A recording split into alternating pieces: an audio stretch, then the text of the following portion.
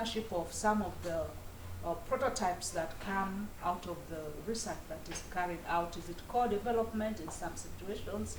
Is it only the university that is going to have all these things? So these things, I hope we'll be able to discuss issues of policies, given that sometimes we might be able to get access to quite confidential data that organizations perhaps are not willing to share. I think maybe to make some comments, in the agriculture side, I think they have made a lot of progress. I know like in the university, they are able to have seeds and all those other things. And it is my hope that with time, even in the computing field, we should be able to have that kind of collaboration and have solutions for our own countries, for our own country. Thank you very much. Thank you very much. I think those were very useful remarks. They are actually preparing us for the sessions which are coming. We have a few minutes before we go for tea break, but Matthew has to tell us something about this project, because for the sake of the key people who will be leaving us, I think it would be very good for you to tell us, Matthew, what is this project all about, and perhaps even a route to do you think we can, address all the issues that have been raised during the welcome remarks? We can maybe allude to that, just as setting the scene for the coming sessions. Yeah. Thank you, Anne. So on behalf of my institution, it's called California Polytechnic State University. So we are in a place called San Luis Obispo, California. We're halfway between San Francisco and Los Angeles. So if any of you come to California as part of your travels or your work, you must come see us, because you will either be in the north or the south, and we're halfway in between. So we call it Cal Poly. There I'm a professor of science, technology, and society. And so on behalf of my institution, I want to thank you all for coming, and also on behalf of our partners, AXE and LIWA, very excited that you are here. I want to extend a special welcome to representatives from the 3 universities who you heard from, University of Nairobi, JKUAT, and Strathmore. I've been working with these institutions for many years now, and they're all very great, and we're very excited to have you all involved in the project. I also want to extend a welcome to the folks in the private sector from IBM and who are here, or others of you that work with the private sector, welcome.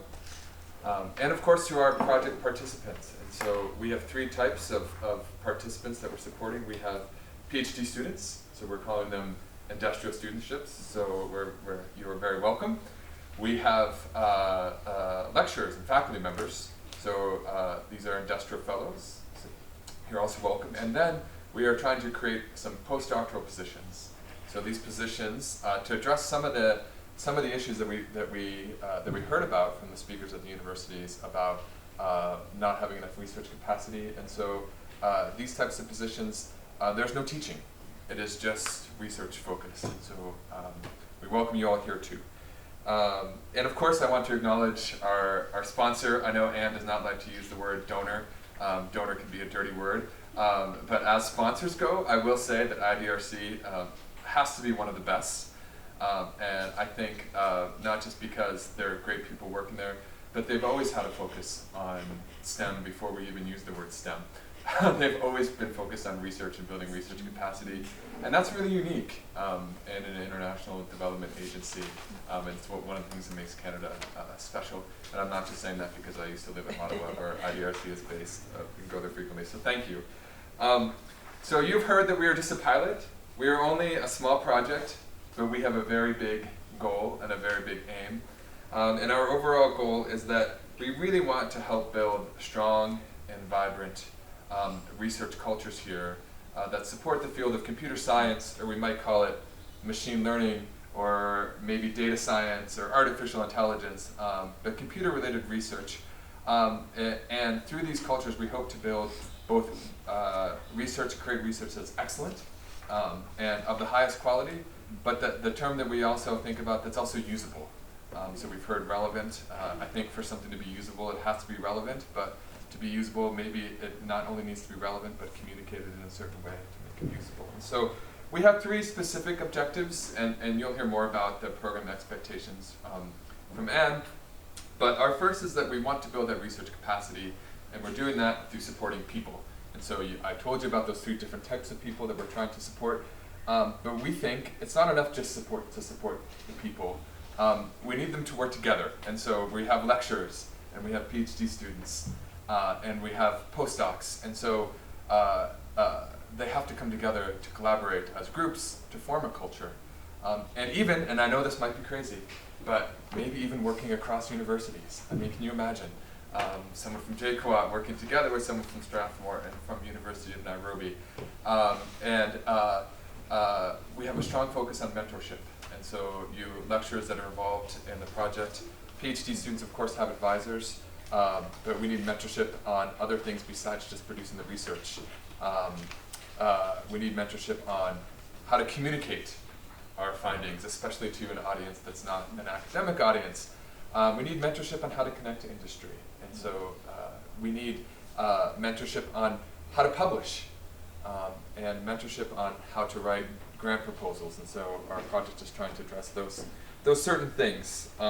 And we hope that this can build that excellent research. But our second goal, as you've heard, is to connect with industry.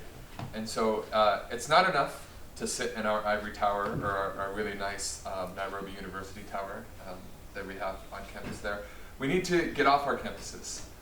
We need to engage the private sector.